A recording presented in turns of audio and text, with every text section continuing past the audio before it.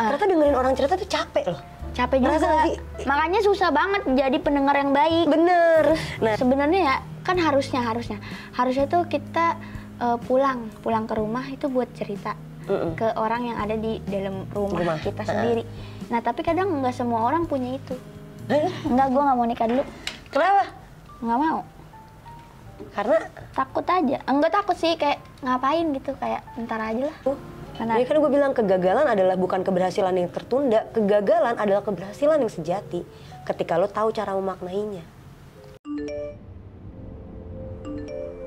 Ada getaran yang beda saat diisi dengan kehadiran. Dari menciptakan kehangatan, lewat senyuman, dan akrabnya tatapan.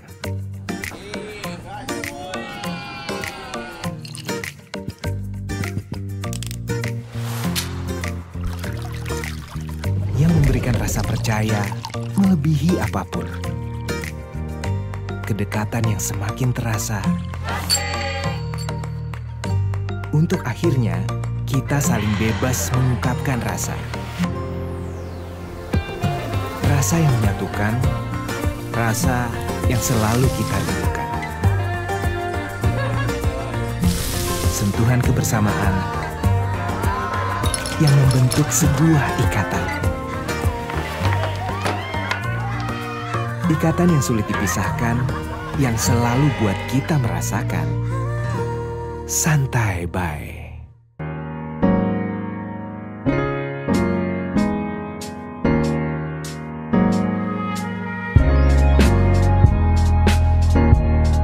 Halo semua, kembali lagi di konten Halo Hati, tempat dimana kalian bebas untuk bercerita dari hati ke hati. Bareng sama gue Firda Indira. Dan bintang tamu kita kali ini ada Aci Resti. Mantap, dah gitu dong, serius awal dong. Sisanya santai. Santai. Kaget gua tadi pas lu awal-awal ngomong gitu. Iya. Oh, kok serius banget sih gitu. Emang kursi ini tuh lumayan kursi panas tiba-tiba perdebatannya. Kursi panas. Cuma kali ini kita berdua karena partner saya, si Bocum Ahmad, sedang tidak bisa hadir di hari ini. Jadi semoga perdebatan kita berdua sama Kak Aci bisa mewakilkan juga apa keresahan-keresahan Halo Habesti. Namanya Halo Habesti. Halo Habesti. Besti banget. Dia bikin Bocum. Oh, yang bikin Bocum. Bocum. Jadi kita masih boleh ketawa-ketawa lah. Dan Kak Aci, kita kan biasanya udah pernah nonton nggak konten Halo Hati? Udah. Kan di TikTok, weh, seliweran. Berarti nonton penggalan-penggalan TikToknya? Penggalan. Nah. Kan aku kan Gen Z. Asik. Enggak ya? Gen Z lah harusnya masih. Nggak tahu gue apaan. Gue mah orang dah pokoknya. Iya benar sih, nggak salah sih. Kak, kan biasa Halo Hati itu selalu ada tema-tema. Kali ini aku ngasih tema spesial. Temanya apa? Kemarin tuh sempat dibahas sedikit-dikit sama Erikal, pas di episode sama Erikal. Sama Mbak R. Cuma kayaknya pengen banget dipanjangin, aku ngerasa, kan aku kenal sama Kak Aci dari stand up udah lumayan lah ya kan? Ngeliatin lah proses hidup Kak Aci. Perkembangan demi perkembangan. Dari materi-materi stand up, ketahuan tuh keresahannya, anjing dia resah ya di situ ya, gitu. Ternyata emang gitu ya? Iya, buku-bukunya ya kan aku baca juga tuh, walaupun belum sampai habis. Asik, thank you. Jangan lupa dibeli buku Kak Aci. Udah ini juga udah nggak ada. Oh, udah nggak ada. Udah habis. Ya mohon maaf ya teman-teman, siapa tahu ada lagi nanti. Doakan ya bagus. cetakan kedua. Amin. Nah, temanya kita tuh aku mau bahas ini, merasa kesepian di tengah keramaian. Maksudnya gini, kan kita tuh seorang public figure, apalagi kan Kak Aci komika juga kan, dari awalnya komika. Biasa tampil depan orang banyak, ngibur orang. Nah, tapi lu pernah gak sih kayak ngerasa, semua gak nyaman lagi anjir gitu. Rame banget ya, bikin fobia atau apa gitu. Gue pernah soalnya kayak gitu. Iya, kita semua butuh waktu buat diri sendiri gak sih? Iya. Iya kan? Gue sempet kemarin gue ngobrol juga tuh sama siapa gitu, bukan di podcast ya, sama teman gue biasa. Off cam. Kayak gue tuh kadang suka capek gitu loh, kayak gue ketemu orang banyak nih, terus gue kayak, duh gue mau ngomong apa lagi ya gitu, karena gue tuh orangnya nggak bisa yang basa-basi gitu loh. Lu tahu, lu pasti ngerasain sih. Ngerasain lah, ya kan. Lu pasti ngerasain gitu, yang orang-orang yang emang tahu gue tuh, oh ternyata Aci orangnya gini nih gitu kan. Jadi gue tuh pertama nggak bisa basa-basi, makanya kenapa kayak gue tuh kadang suka ya itu tadi ngerasa sepi gitu sendirian. Tapi di banyak orang gitu. Karena gue nggak tahu lagi mau ngapain gitu. Oh, gimana ya? Kayak jadinya, gue nggak tahu nih kudu ngapain gitu. Terus kayak kadang suka capek juga. Kita kan, gue kan stand up komedian nih. Kadang suka kayak ekspektasi orang ke gue tuh kayak tinggi. Nih lucu nih, seru nih nongkrong sama Aci nih, seru nih bercanda-bercanda apa segala macam. Terus gue jadinya kayak beban sendiri gitu.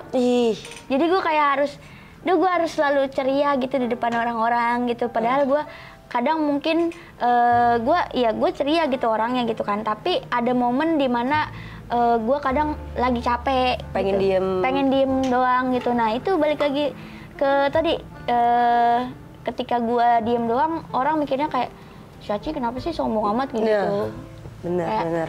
Lah kan gue ya juga udah, manusia iya kan? Jadinya kayak tapi gue ngerasain itu juga Kak, maksudnya semenjak Halo Hati, ini kan Halo Hati udah season 3 kan, apalagi ini udah episode sekian lah di season 3.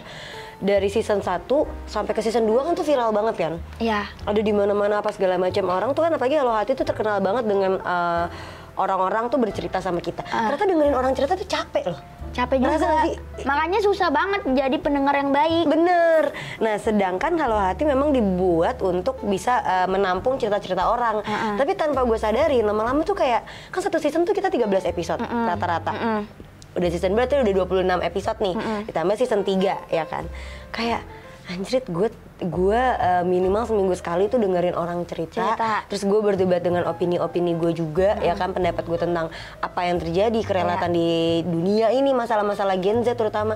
Capek ya, sampai akhirnya gue pernah ada momen gue lagi kerja di luar kota, atau nggak usah luar kota deh, gue lagi kemana gitu, ada orang yang tahu podcast gue, tiba-tiba bisa aja dia cerita gitu, gue nonton ini lo nih, terus menurut lo pendapat ini, kayak anjrit, gue nggak lagi kerja, tapi gue harus nanggepin juga. Di satu sisi kayak, ya gue suka ngobrol, bener, gue lumayan ekstrovert kan, gue lumayan bisa basa-basi, lumayan bisa ngobrol, tapi nggak harus di semua momen gitu loh. Iya betul. Kayak ada kali gue nggak ngerti juga lo ngomongin apa, sampai cleaning service. Sumpah Kak Aci, ini mah kocak tapi ceritanya. Jadi kan gue lagi di luar kota, lagi di Medan pada saat itu. Ceritanya lagi party lah, abis gue kerjaan gitu kan. Gue ke toilet, ternyata orang cleaning service-nya itu ngeliat konten gue. Terus ngobrol-ngobrol, tiba-tiba curhat. Lu bingung gak? Maksudnya lu di klub nih, lu bayangin dah, lu di klub, itu suara musik gede ya kan? Dia mabok kali. Ya namanya cleaning service kayaknya nggak minum dah, ya kan ya? Lah emang nggak boleh minum? Iya bener juga sih, boleh sih sebenarnya. Paling nyapunya berantakan. Iya benar, masih ada terus-terusannya gitu. Nah itu gue lagi kebelet pipis, gue sampai nahan pipis, gue begini nih. Iya bu, ibu-ibu. Iya sih bu, tapi ininya jadi gimana? Nah, kepala gue udah begini nih, tapi terus dia ngobrol lama banget. Di situ gue langsung mikir kayak, anjir ternyata banyak banget, tapi orang-orang di luar sana tuh yang tertahan gitu loh untuk bisa cerita sama orang. Nah, ini kalau menurut gue ya, orang-orang yang kayak gitu, dia emang gak punya tempat cerita pertama. Terus sebenarnya ya, kan harusnya tuh kita pulang ke rumah itu buat cerita ke orang yang ada di dalam rumah kita sendiri. Nah tapi kadang nggak semua orang punya itu. Jadi kita tuh kadang di rumah sendiri juga ngerasa asing nggak sih? Iya, karena kita nggak punya sih apa? Ngerasa kayak nggak ada lah, gitu, nggak ada wadahnya buat kita cerita. Makanya kenapa mungkin si ibu itu cerita ke orang lain gitu. Nah kebetulan itu orangnya elu.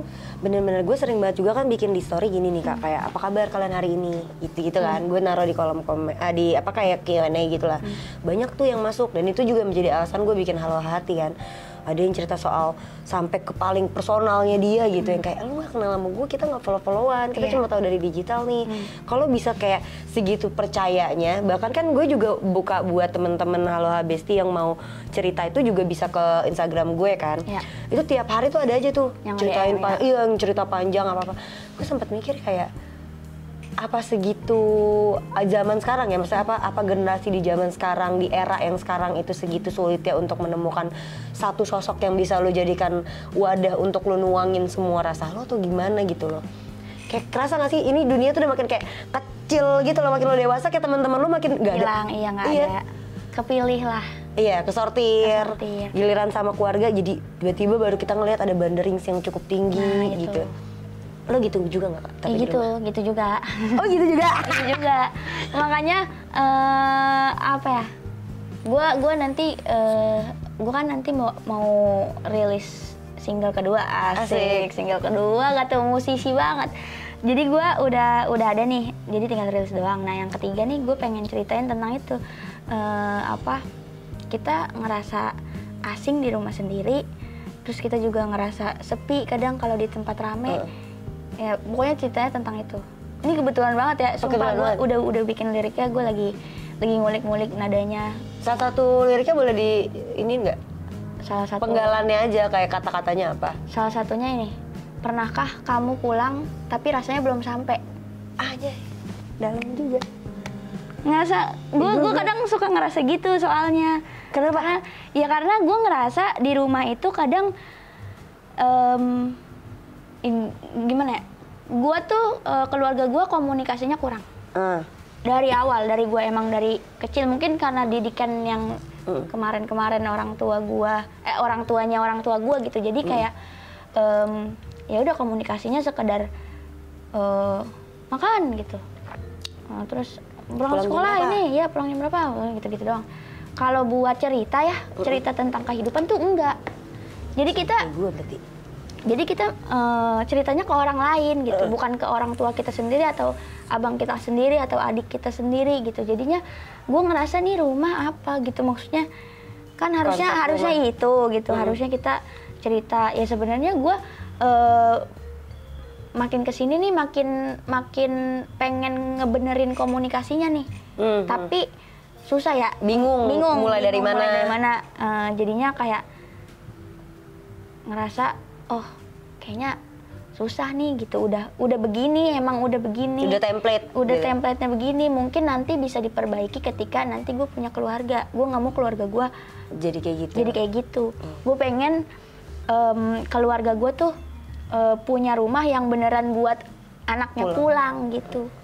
Tapi lu sering nggak ngerasa kayak ketika lo lagi di luar gitu, lo udah sibuk kerja apa, rumah tuh kan cuma jadi sekedar tempat singgah lah, bisa dikatakan gitu kan.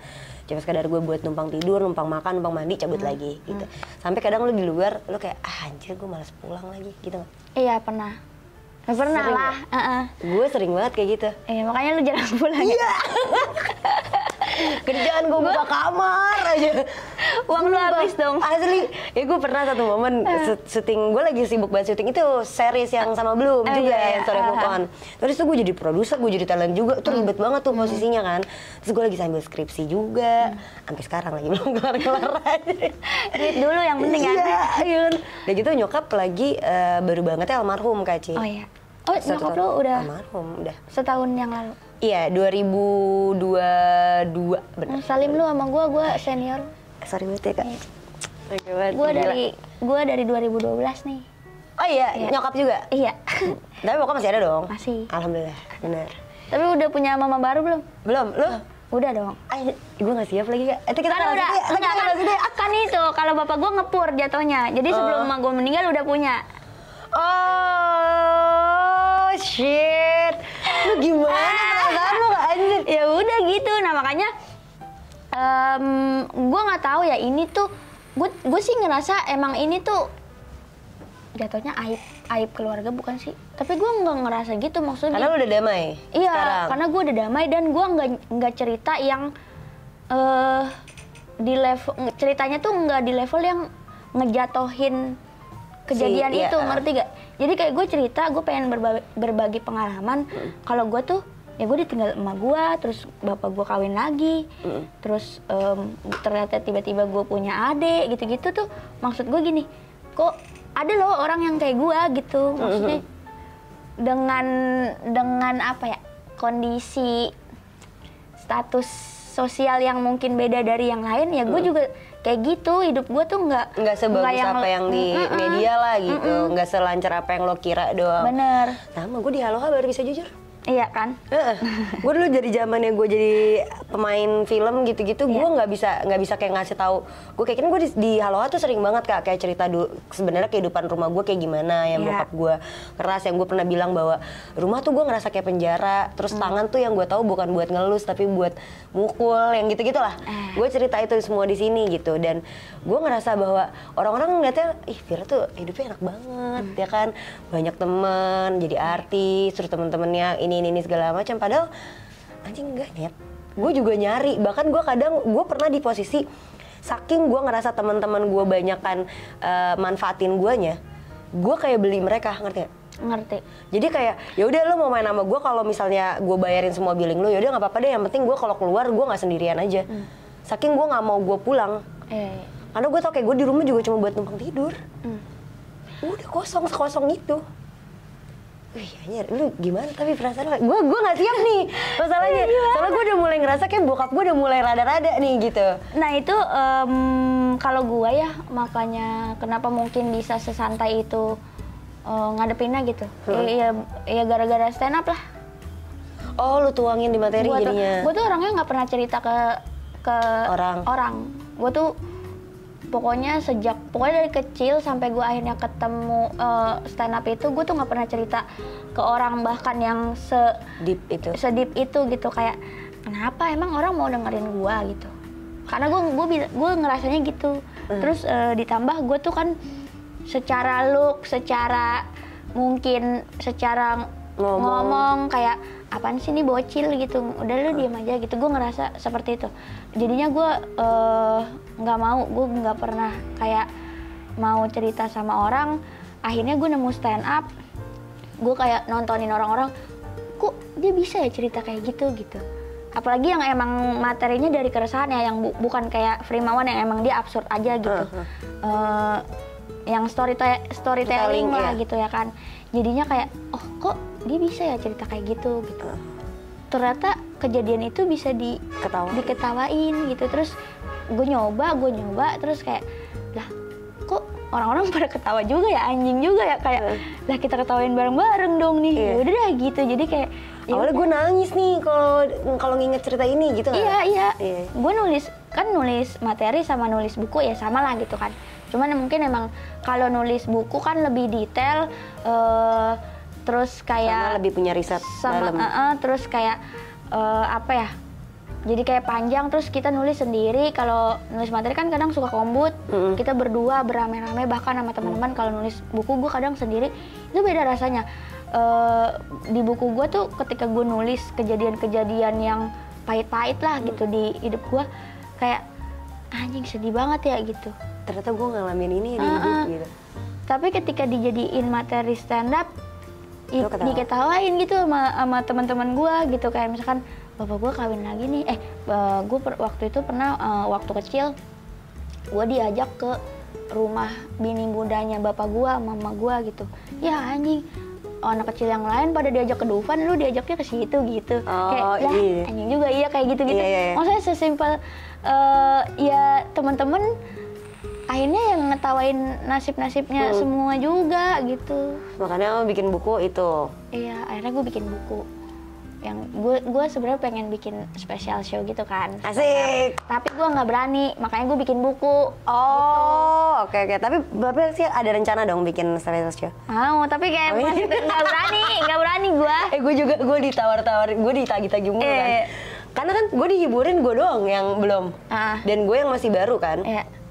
Gue masih baru juga dihiburin. Terus anak-anak tuh udah pada punya ini. Terus gue ditanyain mulu, sampai Bang Panji juga kan kayak tim Comika gitu, kapan mau spesial gitu-gitu. Udah gue tuh nggak bisa. Awal gue stand up kan bukan karena gue mau stand up kan. Kecemplung aja kan gara-gara hiburin anniversary, terus bikinlah acara hiburan-hiburin, suruh naik. Nah pertama kali yang gue ceritain adalah karir gue di industri entertainment, di acting lah gitu. Kan gue acting di zaman itu gue sudah 21 tahun, 20 tahunan lah, kurang lebih 20 tahunan gue berkarir di acting. nggak dikenal, bahkan temen-temen aja nggak ada yang tahu tuh, ya kan. Terus gue tuh kalau nginget itu, maksudnya perjuangan gue di acting itu karena dari kecil kali ya, kita ngerasain naik turun angkot. Terus dulu kan bokap gue suka keluar kota kan, dinas apa segala macam, terus nggak ngizinin gue di entertain, dan gue ngerasa kalau gue nginget itu tuh gue nangis. Gue kayak anjing, gue buat anak masih kecil, belum ngerti apa-apa, belum ngerti kerasnya dunia kayak gimana. Tiba-tiba gue udah dipaksakan untuk harus bisa menaungi kebutuhan rumah secara tidak langsung, dengan kondisi rumah yang tidak baik-baik saja, keluarga yang juga tidak seharmonis itu. Anak umur 4 tahun nih harus menanggung itu sampai dia akhirnya dewasa. Dia nggak kenal lagi. Kayak kalau orang-orang nih, gue sampai pernah nangis untuk ngelihat teman-teman, kan gue homeschooling kan Kak. Misalnya gue ngelihat gitu teman-teman gue atau kakak gue punya baju coret-coretan gitu. Iya. Yang kalau perpisahan lulus-lulusan gitu. Kan gue nggak ada ya. Dari SD, SMP, SMA gue nggak ada. SD perpisahan gue sambil syuting. Jadi gue pagi ikut acara sekolah, siang gue di lokasi syuting sampai malam, tengah malam gue balik lagi ke situ, subuh gue udah di lokasi lagi. Itu. SMP gue homeschooling, kagak ada perpisahan. SMA homeschooling, gak ada perpisahan. Paling gue berharap di kuliah ini kan ibaratnya, itu juga gue lagi udah kerja yang udah terbentuk gitu loh otak gue, bahwa udahlah perpisahan hanya sekedar seremoni gitu. Padahal dalam hati gue pengen ngerasain anjir gitu kan. Itu gue sedih banget. Terus gue kan materi stand up gue tentang beberapa judul-judul gue yang terkenal. Orang lain tahu judulnya, nggak tahu gue main di situ.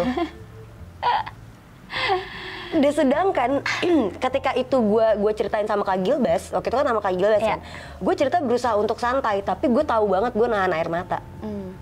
Coba ketika gue naik di atas panggung, terus gue bawain materinya, tiba-tiba kayak anjing, gue dapat ketawa. Gue ngerasain damai. Makanya waktu di podcastnya Bang Adri, dia nanya, pencapaian lo paling besar apa, Fir? Pencapaian gue paling besar tahun ini Kak, gue akhirnya bisa berdamai sama diri gue sendiri. Akhirnya gue ketemu satu rumah, itu stand up Indo, yang ngebuat gue bisa akhirnya make a deal sama diri gue dengan apa aja yang pernah gue alamin, masalah karir, masalah rumah, anak terakhir tapi kayak ngerasa anak pertama, yang kayak gitu-gitulah. Sakit itu. Itu.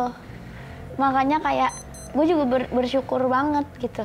Kalau bisa dibilang ketemu sama stand up ini ya gimana rasanya, ya itu. Gue bisa lebih santai ngejalanin hidup loh. Nggak yang kepikiran gitu, nggak overthinking. Nggak yang overthinking. Dulu gue maksudnya kayak sampai nggak berani punya mimpi gitu-gitu, karena gue ngerasa apalah hidup gue udah begini gitu. Karena ngelihat dari yang udah ngelihat dari lingkungan gue juga yang keluarganya tuh nggak terlalu harmonis banget, terus yang bapaknya kawin lagi gitu-gitu, ya gitu anaknya jadi kayak gitu. Jadi gue kayak udah harapan gue tuh udah nggak ada, udah kayak udah kayak ngapain ya gue ya, apalagi pas emak gue meninggal makin kayak hancur. Ngapain gue hidup, ngapain ya gitu. Sampai gue mikir kayak gue ngapain gue ya abis ini ya gitu. Gue sekolah sampai bolos sebulan gitu-gitu gara-gara ya udah gue mau ngapain anjir gitu. Iya lagi, gue juga pas lagi nyokap gue meninggal, gue ngerasa kayak semua hancur aja gitu. Gue nggak bisa bangkit kan, gue cuma minta, dan waktu itu gue lagi ada kontrak, lagi ada beberapa kontrak gitu untuk endorsement, kerja dan lain-lain bla bla bla kan. Gue minta off sama manajer gue. Kan gue manajernya sama Kak Bata kan kalau di stand up, sama gue punya Kak Chris di story management untuk film. Nah di dua itu gue bilang aku minta off dulu ya sebulan, sedangkan gue lagi mau jalan sisaris. Iya kan. Terus gue lagi mau jalan apa segala macam. Gue bangkit cuma gara-gara gue mikir bahwa hidup gue kayaknya nggak selesai cuma perkara ada satu orang yang meninggal gitu. Walaupun itu orang terpenting, karena gue ngerasa setiap kita datang ke sini kita akan pulang juga kan. Benar. Itu satu. Kedua, kalau memang keluarga gue hancur, nah ini gue ketemu di stand up tapi ya, pikiran yang kedua ini gue ketemu setelah gue kenalan sama stand up lah. Gue ngerasa kalau emang keluarga gue hancur bukan berarti gue juga harus hancur. Iya. Kayak nggak sih? Kayak ya udah sekarang adalah bukan gue ngebayarin lagi masa lalu. Sekarang gue udah dewasa, gue udah digampar yang namanya realita bahwa hidup itu berjalannya maju bukan mundur. Mundur tuh cuma boleh nengok aja untuk ngelihat bahwa lu pernah ada di posisi itu, lu pernah ngalamin jatuh itu, dan di kedepannya lu akan jatuh lagi.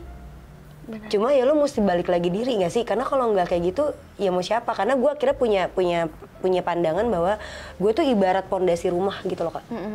Nih karena gue tulang punggung juga kan di rumah. Gue ibarat pondasinya. Kalau gue nggak kokoh, ini rumah hancur nih. Semua-muanya. Kayak kasarnya udah gue di masa lalu hancur, gue akan ngebuat orang lain juga akan hancur kalau guenya juga hancur gitu loh.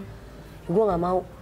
Gue harus bertahan walaupun sakit, apalagi di kondisi kayak bisa dikatakan kita independen lah ya. Asik, independen. Tiba-tiba masuk ke independen. Independen lah ya, apa-apa sendiri. Dari kecil sendiri gitu kan. Dan kita perempuan. Kamu anak keberapa Kak? Gue terakhir. Sama. Nah, ntar dulu. Yang dari mana dulu nih? Oh iya benar juga. Yang kandung terakhir? Terakhir. Yang tiri berarti ada adek lagi? Ada 3. Jaraknya jauh? Jauh lah. Anjir. Jauh, 10 tahun kali ada. Nah, tulang punggung juga Kak Ci di rumah? Iya dong. Nah, anjir. Nah, itu tuh kan. Kita udah sebenarnya apalagi anak perempuan. Perempuan. Udah gitu sebenarnya terakhir lah ya, katakanlah gitu. Iya. Yang lainnya kan masih kecil-kecil, harusnya mah kan tanggungan orang tua ya. Kalau kita kan secara normalnya orang akan mikir gitu kan. Tapi ternyata hidup membuat kita harus lebih ekstra lagi menjalani dan menghadapinya. Makanya kita jadi tulang punggung. Berat banget tuh. Berat. Harusnya kan tulang rusuk ya cewek. Nah, kenapa jadi tulang punggung? tulang panggung nggak? Tulang anjing aja, tulang anjing. Iya bener. Bisa digigit, bisa diimut-imut, lempar-lempar gitu. Gue juga itu, apa kayak akhirnya gue sadar tuh, kok tapi kalau gue maksudnya kayak mikirnya kayak gitu terus tuh, yang tadi gue hidup buat ngapain anjir, mama udah nggak ada gitu kan, mama gue udah nggak ada. Terus tapi gue mikir kayak, tapi gue kayaknya bisa deh punya mimpi. Harapan, punya mimpi yang bisa gue minimal satu lah dari sekian banyak gitu ya kan. Akhirnya gue keluar dari situ kayak udah yuk semangat yuk gitu, yang penting gue hidup jangan nyusahin orang pertama, terus jangan sampai bikin malu keluarga karena kita sendiri udah malu nih sama keluarga ya kan. Jangan sampai bikin malu lagi lah gitu minimal. Akhirnya ya udah itu gue kerja kan, gue sebelum senap gue kerja, nyari kerjaan gitu apa. Gue tuh dulu waktu ada emak gue nggak pernah nongkrong gitu, pulang sekolah langsung ke rumah, nggak pernah yang langsung kalau telat tuh suka diomelin lah. Kalau telat tuh diomelin, kemana aja gitu, bukannya bantuin di rumah apa bla bla bla. Sekarang udah nggak ada yang ngomelin nih. Sekarang udah nggak ada yang ngomelin, gue yang ngomelin. Oh iya. Ngomelin orang rumah, iya. Apa nih rumah berantakan?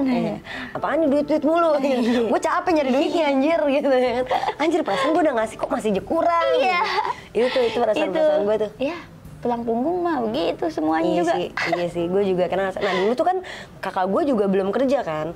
Jadi tuh dari zaman dia sekolah itu tuh gue yang bantuin sampai dia kuliah, sampai akhirnya dia kerja sekarang. Dia kerja sekarang juga masih saya. Iya, udah kerja juga masih ya kan. Adalah asupan-asupan sedikit. Iya, seenggaknya tetap kita nuang gitu kan. Nah itu tuh ada banget gue punya perasaan-perasaan kayak anjir, padahal gue kayaknya hidup di dunia ini nggak sendirian nih. Gue punya keluarga loh. Gue punya temen-temen loh, kayak temen gue di mana-mana, ibarat kata gue ditinggalin di mana gue masih bisa pulang sendiri loh.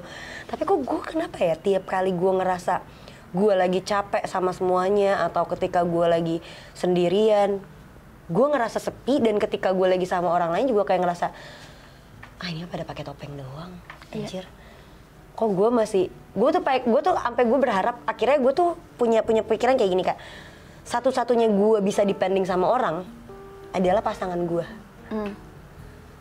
Walaupun belum punya. Maksudnya, jadi ketika gue lagi pacaran, ya itulah momen dimana gue ngerasa gue pengen dimanusiakan, gue ngerasa gue nggak sendirian, makanya gue seklingi itu, gue senidi itu, dikit-dikit kangenan, pengennya kalau bisa tiap hari ketemu, nggak apa-apa deh lu ngapain, gue ngapain terserah deh, yang penting gue ngeliat ada lu aja. Jadi gue tahu bahwa gue masih punya bahu ya buat bersandar, karena sekuat-kuatnya independent woman, sekuat-kuatnya lu udah ditampar sama realita kehidupan, sekeras apa hidup yang pernah lu alamin, tetap aja lu butuh orang. Benar. Gue kadang pengen gitu ketemu sama orang yang bisa bilang kayak, aku tahu kamu apa-apa bisa sendiri, tapi nanti ke depannya kamu sama aku ya, kamu gak sendiri lagi. Anjing, gue nungguin itu banget Kak, sumpah. Bagus. Ayo tolong yang bisa ngomong kayak gitu ke Firda. Banyak pasti. Nah tuh kan lu mikirnya masih kayak gitu kan? Iya. Kagak Kaci, sumpah ini gue berapa kali gue debatin di podcast ini. Ya cuman kan mungkin orang yang tepatnya belum dikasih sama Tuhan. Iya sih. Emang lu mau yang bisa ngomong kayak gitu tapi ternyata malah makin bikin lu susah. Nah, ngomong gitu doang mah gampang. Orang kan soalnya ada yang bilang gini ya ke gue, masa sih orang kayak lo nggak ada yang deketin, anjing secakep lo aja nggak ada yang ini. Nah orang lihatnya tuh enak-enak aja gitu hidup kita, padahal dia nggak tahu aja selama ini gue udah berusaha. Aku udah jual murah, gitu nggak Zara? Aku udah sana sini, aku udah trial and error. Tapi kayak balik lagi karena mereka tuh melihat apa yang gue atau apa yang ditunjukkan di media. Ngerti gak sih, di balik layar kaca, mau layar TV kayak mau layar handphone kayak, mereka cuma ngeliat itu. Gue belum nemuin satu orang yang bener-bener bisa ngelihat gue as a personal gue, dalamnya gue yang bahkan gue nggak tunjukin di mana-mana. Kayak podcast ini deh, kan gue terkenal brengsek ya di luaran. Gue terkenal lah, gue mengakui hal itulah di luaran. Terus ketika ada orang yang nonton podcast gue gitu, temen gue deket gitu, dia tahu lah kehidupan gue dan bla bla bla, kayak lu bisa ya ngomong di podcast kayak gini tapi aslinya lo bla bla bla. Dalam hati gue kayak, berarti lu bukan target market gue. Satu, berarti lu bukan benar-benar kenal sama gue, karena apa yang gue nyatakan di podcast adalah apa yang sesuatu hal yang gue nggak bisa sampein keluar. Benar. Karena di luar udah taunya gue ya udah aja. Ya sama kayak kamu deh, kamu kan biasa terkenal dengan komedimu gitu kan, dengan keasikanmu. Orang-orang bakal mikir kayak gue kalau nongkrong sama Aci asik nih, gue bisa ketawa-ketawa bla bla. Padahal apa yang asli adalah lu yang nggak pengen ketawa, lu yang pengen cuma sekedar gue cuma pengen diem nangis dipeluk sama lu, gitu. Itu orang lain nggak bisa ngeliat itu. Nah ini podcast ini adalah podcast gimana gue bisa jujur jadi diri gue sendiri aslinya tuh. Mantap. Gue pernah ya. Apa? Gue kan kalau minum mabok, gue pasti sendiri. Oh iya? Terus gue diomelin sama abang-abangan gue. Gue tuh kadang, ini misalkan di klub gitu kan, maksudnya kayak nonton apa live music gitu kan, minum kan. Minum, mabok terus kayak, udah tuh gue suka hilang. Kadang gue biasanya keluar di parkiran sama tukang-tukang parkir atau ke kamar mandi. Buat diem doang. Karena gue nggak mau diajak ngobrol, udah. Nah, beda ya sama sadar. Kalau sadar kita diajak ngobrol, gue masih nyautin, masih bisa. Iya bang, iya. Tapi kalau lagi mabok gitu, diajak ngobrol, gue diem doang. Ntar yang ada jadi ribet sendiri nih. Makanya gue cabut kadang. Kadang gue duduk doang tuh di deket motor, gue diem. Terus abang-abangan gue pada nyariin, terus gue diomelin. Lu kalau mabok kebiasaan nih, suka ngilang-ngilang.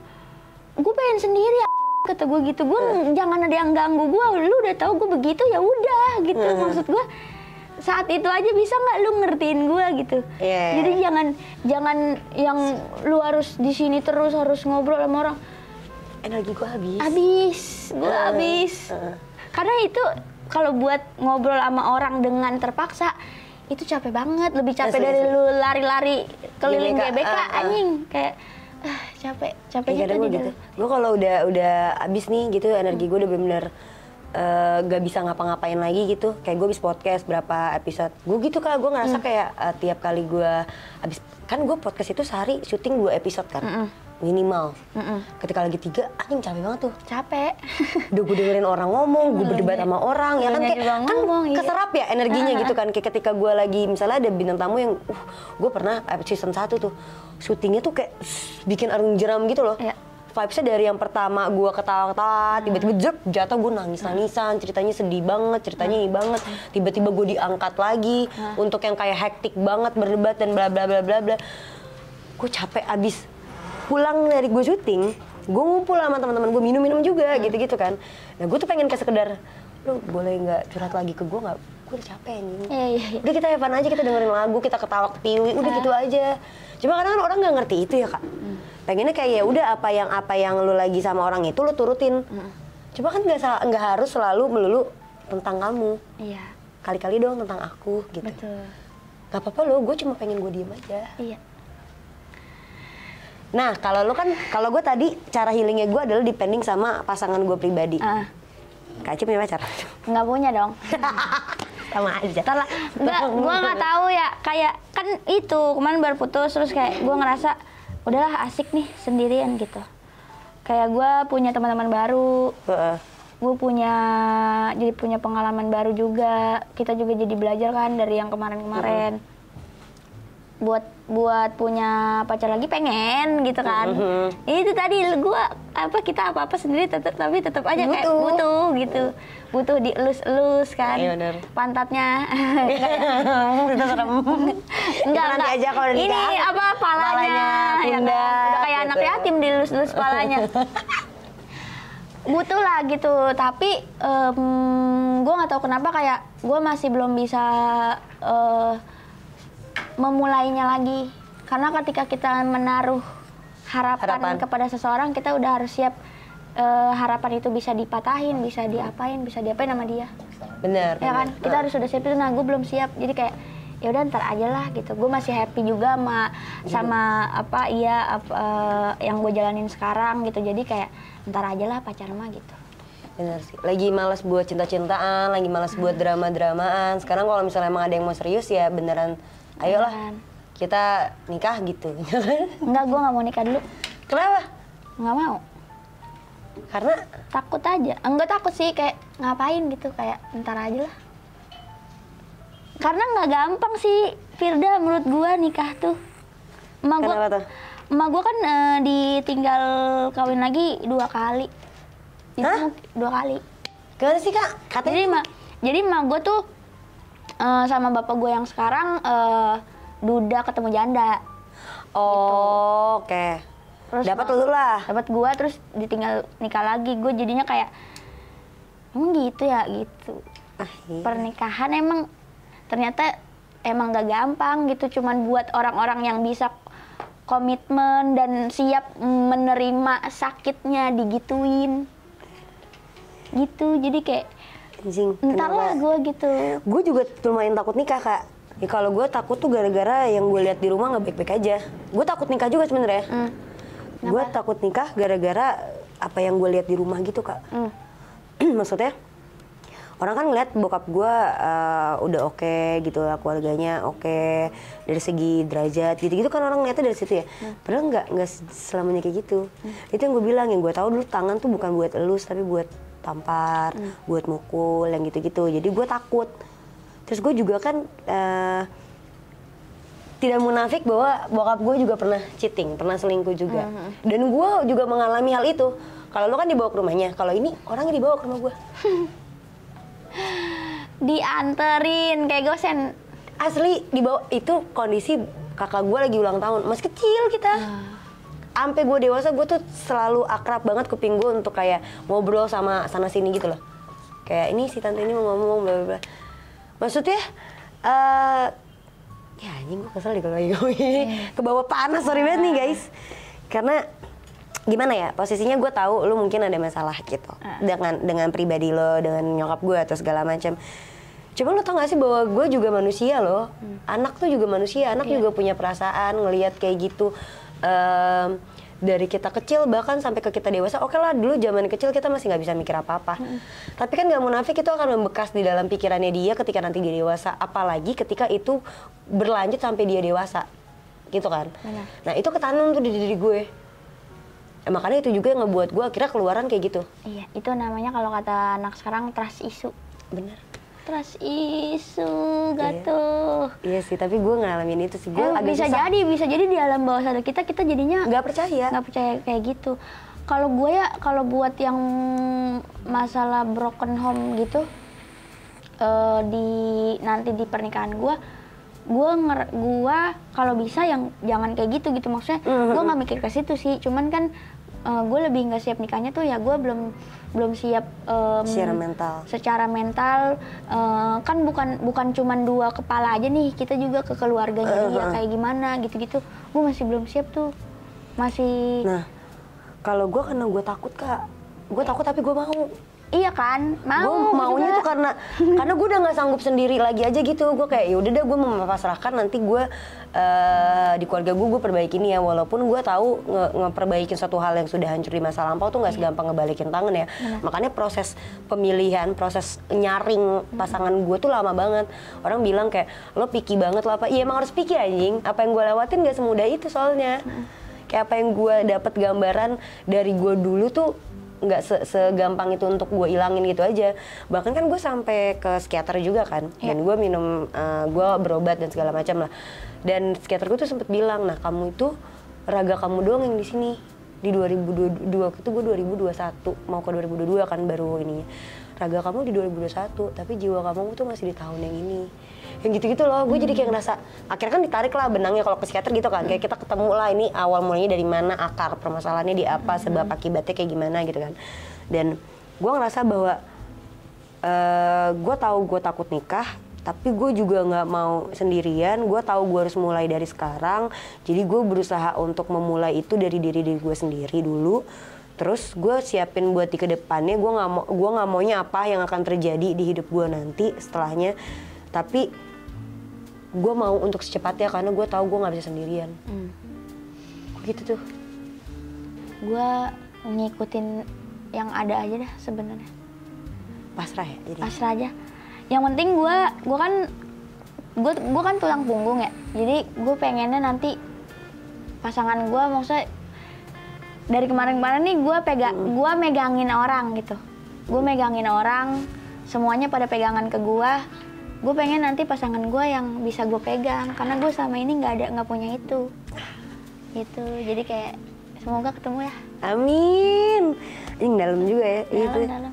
Itu tuh gue nggak apa-apa deh lu nggak bisa megangin gue, tapi gue cuma pengen tek gini aja.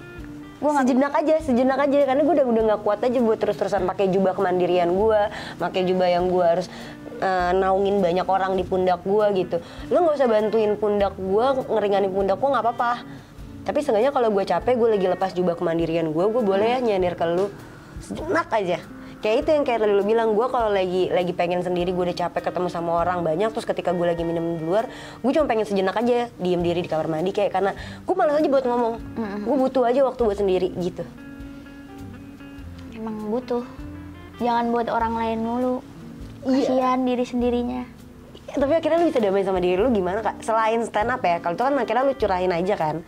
Gue tuh dulu, nah itu kan beda nih, maksudnya kita yang berdamai sama kejadian tuh emang gara-gara stand up lah gitu. Semua keresahan yang kita punya bisa dijadiin komedi gitu ternyata. Tinggal butuh waktunya doang aja. Terus kalau berdamai sama diri sendiri itu akan, pokoknya kalau menurut gue ya, setiap orang pasti akan ada ketemu sama fase dimana lu kasihan banget sama diri sendiri. Tuh gue kemarin udah kayak gitu tuh. Gue umur ke 21 apa ya? 23. Umur 22 23 lah. 22 23 gue ngerasa anjing kasihan banget diri gue sendiri. Gue terlalu mikirin orang. Gue tuh orangnya nggak enakan tau. Gue tuh orangnya dulu pokoknya setiap orang ngomong apa gue ikut. Gue dikasih makanan isinya tai kucing disuruh dimakan juga makan. Gue makan sama gue nggak enakan orangnya. Terus tolol, jadi kayak makanya kenapa gue sekarang nih ya sesayang itu sama diri gue sendiri. Gue udah nggak peduli sama orang-orang. Terserah lu mau, apalagi yang maksudnya bukan gimana ya ngomongnya, takut salah gue. Jadi kayak orang mau ngomong apa ke gue, mau punya opini apa sama gue, bodo amat gitu. Karena jalan hidup gue. Misalkan ya, kayak gue sekarang belak-belakan lah soal keluarga gitu-gitu. Terus nanti yang orang rumah gitu, misalkan ada yang, lu jangan kayak gitu lu Ci, gimana pun juga kan itu keluarga lu sendiri gitu. Tapi kan emang kenyataannya gitu. Terus ya kan gue selama ini emang kayak ngerasa kayak gitu. Masa gue nggak boleh gitu mencurahkan apa yang ada di diri gue gitu. Bener sih. Orang gak enakan itu ketemu sama orang yang nggak tahu diri terus. Itu ya kan? Terus nyebelin tuh, maksudnya kayak ya gue udah berusaha gak enak sama lu, tapi lu tahu diri dong. Gue udah mau ngikutin lu, tapi nggak semua yang lu mau harus gue iyain dong. Kadang-kala gue pengen berontak. Sama di podcast ini begitu. Gue nyeritain semuanya kan. Orang-orang mungkin kayak mikirnya sejauh ini belum ada yang benar-benar notice. Cuma ketika someday gue digituin sama keluarga gue atau apa ya, gue akan bilang bahwa ya biar gimana pun gue tetap manusia, gue tetap anak, gue tetap perempuan, yang kasar gitu loh, yang apalagi perempuan kan pakainya hard banget. Gue sensitif banget dan gue ngerasain itu. Cuma kan bukan berarti ketika gue cerita itu kepada publik, di ruang publik kayak gini gitu ya, orang-orang akan kayak mikirnya wah ini banget dan makan menalu buruk. Enggak. Pada faktanya di podcast-podcast yang lain, atau kayak contohnya gue cerita di Happy Broken Family, atau gue cerita di podcastnya Bang Adri, podcast awal minggu gitu-gitu, gue juga bilang apa yang gue jalanin di hidup itu kan gak mudah. Apa yang gue rasain dalam keluarga juga tidak sebahagia orang-orang di luaran yang semestinya gitu kan. Tapi bukan berarti gue nyerah sama mereka. Kayak gini, yang ngancurin gue itu rumah, sering gitu. Tapi gue mau ngambil salah satu jurusan yang enggak gue banget untuk rumah. Kayak kan gue ngambil hukum. Gue sempat ditanya gini sama Bang Adri, kenapa lo ngambil hukum? Gue jawab untuk ngamanin rumah gue. Ketika keluarga gue ada apa-apa, gue tahu gue mesti ngapain. Gue tahu undang-undangnya, gue tahu apa-apa segala macam. Sampai Bang Adri nyebut gini, anjing, lu masih mau berjuang dan lu masih mau bertahan serta ngebela orang yang ngebuat lu hancur, Fir. Kenapa? Ya gue jawab, karena biar gimana pun gue ngerasa nggak ada mereka, gue nggak di sini. Iya. Gue nggak dikasih luka itu, gue nggak di sini. Benar. Jadi sebenarnya yang paling bikin, kalau misalnya ditanya keberhasilan lu tuh datang dari mana? Dari kegagalan yang diciptakan, dari kehancuran yang diberikan oleh rumah gue sendiri, dari orang-orang yang mungkin ngehujat gue. Jadi kalau ditanya keberhasilan lu apa? Karena gue akhirnya bisa buktiin bahwa semua cacian, semua makian, semua luka, semua sakit yang diberikan sama orang-orang, baik dari rumah maupun dari luar rumah, itu bisa ngebawa gue di titik gue sekarang. Mungkin kalau gue ngerasa hidup yang enak-enak aja, gue ngerasa damai-damai aja, gue nggak dikasih luka kayak gini, gue nggak dikasih hancur kayak gini, mungkin gue nggak di sini. Mungkin gue tumbuh jadi anak yang manja, yang apa-apa harus dengan bantuan orang dan bla bla bla bla. Itu. Jadi kan gue bilang kegagalan adalah bukan keberhasilan yang tertunda, kegagalan adalah keberhasilan yang sejati ketika lo tahu cara memaknainya. Menurut gue. Ih bagus tuh, one-liner. Tiba-tiba keluar. Langsung jarak jeduk. Jadi emang itu sih, gue akhirnya damai dengan itu semua. Bukan hanya karena satu, bisa ditertawakan ketika gue bikin itu jadi materi stand up. Tapi kedua adalah karena gue akhirnya bisa membuka diri gue dengan kacamata gue sendiri gitu. Sejauh ini kan gue dengerin aja ya omongan orang, pendapat orang kayak harusnya keluarga tuh gini loh Fir, harusnya tuh percintaan gini loh Fir, harusnya tuh pertemanan gini loh Fir, karir tuh harusnya gini, pendidikan harusnya gini. Kayak capek. Hidup tuh sebenarnya gini-gini aja kok, percaya sama gue deh. Hidup tuh sebenarnya gini-gini aja, yang bikin nggak jadi gini-gini aja adalah omongan orang-orang di luar.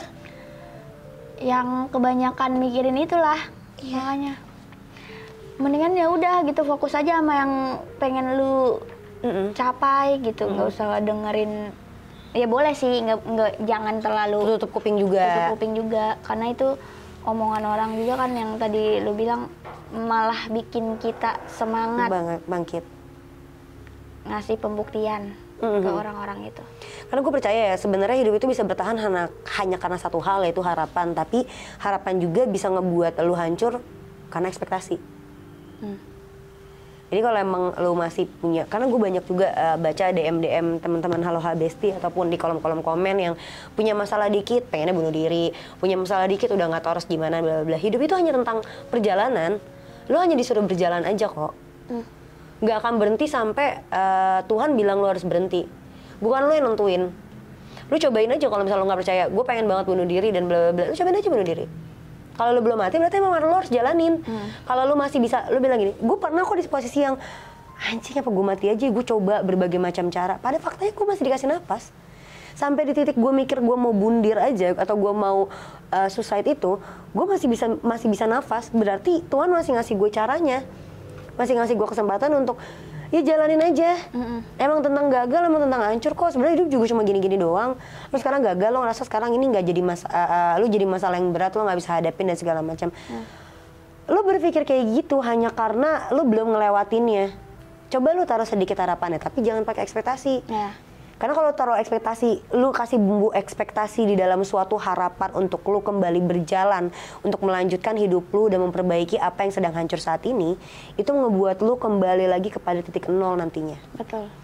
itu akan ngebuat kayak gitu. Jadi ya udah lu berharap aja bahwa oke, gue ada masalah, emang stres banget, tapi gue yakin ini bakal lewat. Nggak tahu memang caranya kayak apa, tapi ya udah, ayo jalan yuk, napas yuk, kuatin yuk pundaknya, kakinya, kita bangkit lagi, kita move lagi, step by step gitu.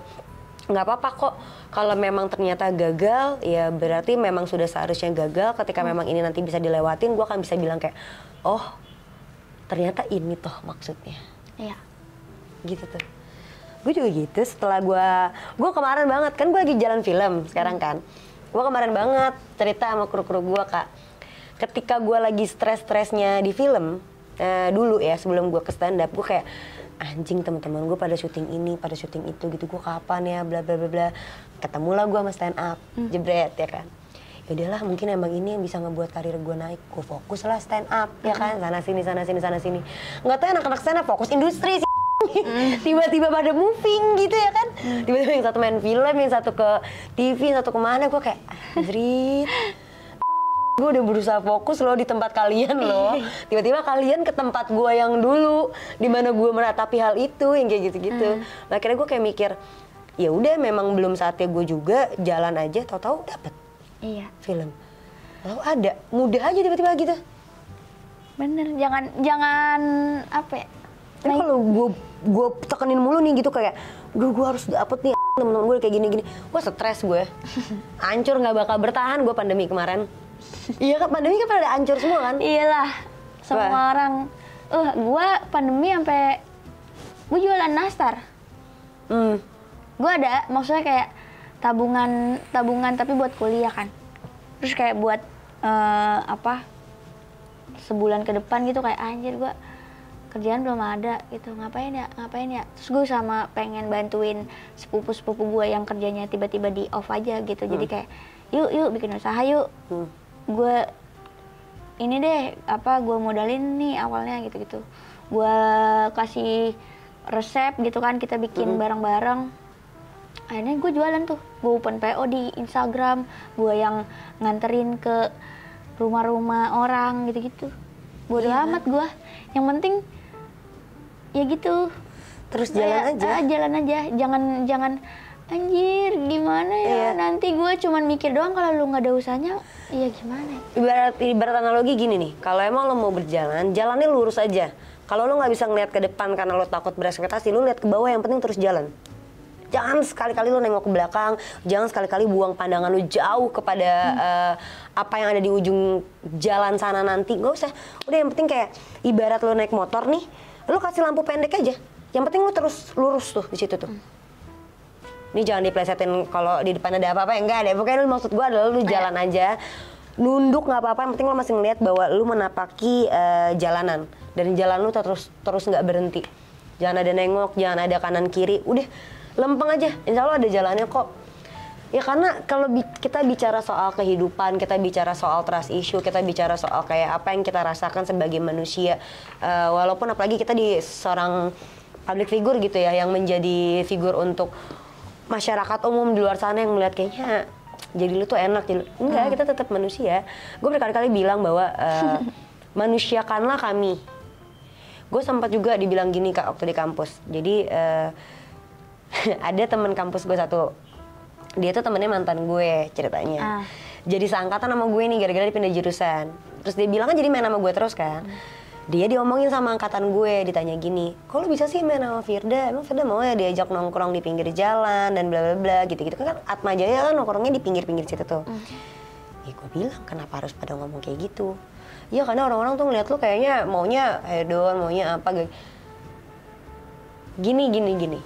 Konsepnya adalah kita bicara lagi soal media sosial. Media sosial kan tempat yang ingin gue mau orang lain ngeliat kehidupan gue gitu kan. Yang pastinya dipalsukan dong.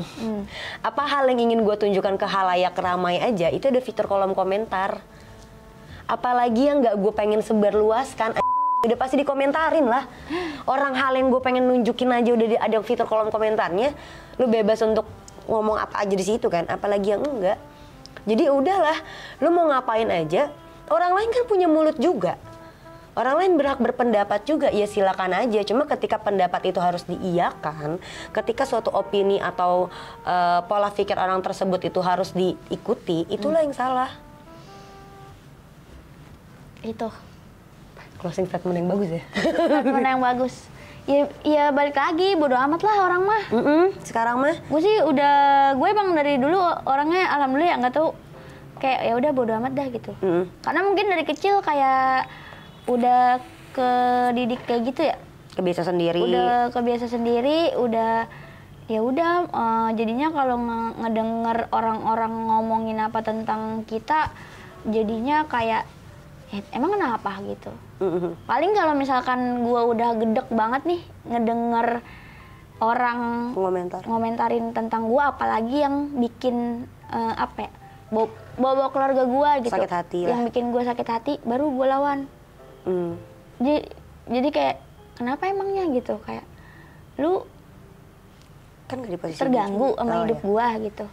Lu aja yang cabut, gue mah nggak mau gitu kalau lu terganggu ya. Iya. Gue mah emang maksudnya gue nggak gimana, gue nggak ngerugiin orang gitu. Jangan banyakkan komentar, lu belum tentu bisa jadi gue gitu. Bener. Lukanya orang tuh gak ada yang tau, tapi ya gue percaya gini, secuek-cueknya manusia ya. Kayak maksudnya orang-orang yang terlihatnya tuh cuek, kelihatannya bodoh amat atau apa, itu tuh bukan karena kita mau. Karena dari dulu kita terbiasa menjadi jadi kayak punya template, karena kita tuh dulu selalu dikasih boundaries. Kita dulu dikasih batasan, soalnya batasan untuk bisa bercerita, batasan untuk bisa memvalidasikan semua rasa yang ingin kita ungkapin, punya boundaries dan batasan juga untuk kita bisa mengakui diri kita sebenarnya seperti apa. Nah itu kan, karena batasan-batasan tersebut yang dibuat oleh orang luar terhadap kita, yang ngebuat kita akhirnya kayak ya oke, gue sekarang juga jadi bodo amatan dan gue akan ngebangun benteng gue sendiri, batasan gue sendiri terhadap orang lain. Jadi bukan karena kita yang mau. Sebenarnya gue pengennya juga jujur-jujur aja dari dulu juga. Cuma kan dulu gue udah terbiasa dan kebiasaan di rumah itu punya batasan-batasan itu, yang gue akhirnya nggak bisa ngomong, akhirnya gue pendem aja. Kayak singa lepas dari kandang akhirnya. Ketika dia dapat kesempatan untuk memperlakukan hal yang sama, dia akan membuat hal itu. Ya, gue kayak gitu juga kok. Karena dulunya gue nggak bisa ngevalidasiin. Aku nggak suka loh ayah kayak gini misalnya gitu. Aku nggak suka loh kayak gini. Gue sakit hati loh. Gue pengen marah loh. Gue pengen apa? Karena gue nggak punya ruang untuk bicara itu. Belum punya, Benar. Gue belum punya ruang untuk bicara itu waktu di masa lampau. Jadi sekarang gue punya ruangnya. Ya gue keluarin semua. Dan ke orang baru nantinya yang akan masuk ke dalam hidup gue, siapapun dan apapun orang tersebut, ya gue punya boundaries itu. Ya, bukan bermaksud kita buat sombong, enggak. Ya dikit lah mungkin ya. Enggak. Emang males aja gitu, kayak emang udahlah, udah capek gue gitu. Jadi ya jadi kalau gue nih dari semua yang kita tadi obrolin, gue ngerasa setiap orang pasti punya masalahnya masing-masing. Kayak tadi bapak gue kawin lagi, emak gue galak, abang gue gimana gitu. Gue justru di samping gue sebel sama hal itu, gue justru makasih karena itu yang bikin gue jadi kuat. Itu yang bikin gue kayak, hidup emang ternyata bercanda banget ya, tapi kita malah jadi kuat buat kedepannya. Jadi kayak gue malah makasih kalau dari pengalaman, dari kesalahan lu kita belajar gitu. Kan kita belajar dari kesalahan orang. Bener. Jadi gue makasih sama bapak gue, karena bapak gue udah begitu. Dan bapak gue juga mungkin mengakui kesalahannya, ya gimana gue salah, terus mungkin dia juga pengen memperbaiki, tapi nggak tahu caranya gimana. Jadi gue kadang walaupun orang lain yang salah, bukan berarti kita menuntut orang lain yang harus memulai memperbaiki kesalahannya. Bisa kok dari diri lu sendiri sebenarnya. Bisa dari kitanya sendiri yang mulai mencoba untuk memperbaiki agar kedepannya itu tidak menjadi hal yang kembali bias, tidak menjadi hal yang kembali hancur ataupun rusak gitu loh. Bahwa kehancuran orang lain bukan berarti menjadi kegagalan bagi diri kita sendiri yang terkena dampaknya gitu. Kita bisa ngubah itu atas kaki kita sendiri menurut gue. Jadi jangan pernah putus asa, jangan pernah menganggap sepele apapun cerita orang lain, jangan pernah menganggap bahwa orang lain tuh begini. Kayak ya udah, you just focus on yourself aja dulu. Fokus kepada diri lo sendiri dulu, karena memang itu hal yang paling rumit di dalam dunia ya. Walaupun gue tahu sesama manusia kita berinteraksi ya, kita saling menjaga atau saling berkomunikasi dan segala macam, nggak apa-apa. Tapi better lu perbaikin dulu deh, jangan pernah nyentuh orang lain ketika lu nggak mau disentuh balik gitu. Betul, kembali ke diri sendiri. Dunia emang nggak pernah baik-baik aja kok, tapi bukan berarti dunia akan terus tidak baik-baik aja. Dunia dunia ini memang tidak baik-baik aja, tapi dunia lo belum tentu juga harus selalu tidak baik-baik aja, gitu maksudnya. Benar. Thank you banget. Gimana rasanya datang ke Halo Hati? Seru. Ini siang sih ya, kalau malam bisa lebih deep lagi. Iya, sama lebih panjang ngomongannya karena iya benar. Kita memang selalu disupport sama Soju Bai. Kali ini di episode kali ini kita disupport sama Bai Soju. Thank you banget untuk Bai Soju yang udah support kita. Kayak mantep banget bisa ngebuat jadi deep talk kayak gini. Karena gue jarang banget deep talk sama lo kan Kak. Kita kalau ketemu cuma sekedar kayak udah gitu. Kayak ada bandel sendiri. Bersih halo-halo yang membuat kita menjadi akrab. Thank you halo-halo. Semoga bisa jadi apa ya? Pembelajaran buat teman-teman yang nonton mungkin. Karena jujur aja kan gue juga masih 26 ya. Jadi gue juga pengalaman gue masih dikit. Tapi gue selalu belajar dari pengalaman orang lain. Itu yang membantu gue hidup dengan baik, nggak baik-baik juga, gimana? Dengan lebih baik di versi lo. Hidup dengan santai. Oh iya. Jadi bisa tahu, oh gue ngadepin masalah kayak gini nih. Kemarin dia ngadepin masalahnya kayak gini, gue ikutin kali ya caranya, atau gue kayak komparasi apa segala macam. Oh gitu. Jadinya kita nggak ada salahnya belajar dari pengalaman orang lain. Belajar itu tidak pernah kenal waktu, kenal batas usia, kenal gender, kenal derajat, kenal strata sosial dan segala macam. Buat gue belajar bisa kapan aja sih, dan lo sampai mati lo akan terus belajar kok tentang apapun. Jadi jangan pernah males, jangan pernah berhenti untuk kayak sekedar memasrahkan diri dan bla bla bla aja. Terus lah untuk coba mengasah diri sendiri, banyak mau mendengar, banyak mau melihat, banyak mau berbicara. Dan ketika lo membuka semua indera yang lo punya, indera pendengaran, indera penglihatan, dan suara lo untuk bisa banyak berkomunikasi sama orang, itu akan ngebuat lo sedikit demi sedikit tahu satu hal baru yang bisa lo terapin sendiri dalam hidup lo. Otak lo akan bekerja dengan sendirinya lah. Intinya kayak gitu. Nah, buat teman-teman Halo HBC, terima kasih banget yang udah nonton. Silakan kalau emang kalian mau penggal episode kita di episode kali ini, boleh banget, tapi jangan lupa untuk dituliskan kredit detailnya. Dan kalau teman-teman Halo HBC ini ngerasa episode kali ini belum selesai nih, gue pengen banget ngobrol lagi sama Kak Aci dan bla bla bla, silakan tulis di kolom komentar Aci Resti comeback in Halo Hati. Hashtagnya itu. Jangan lupa ya, sebanyak-banyaknya. Kalau kalian juga mau cerita, boleh banget langsung aja DM ke Instagramnya Halo Hati. Nanti akan dijawab sama adminnya. Dan jangan lupa juga untuk follow TikTok kita di Bloom Media. Jangan lupa komen, like, subscribe. Dan juga jangan lupa untuk follow Instagram gue, Instagram Kak Aci, dan Instagram Bocom Ahmad. Kalau gitu, sampai bertemu lagi di episode-episode berikutnya. Bye-bye. Dadah. Thank you guys.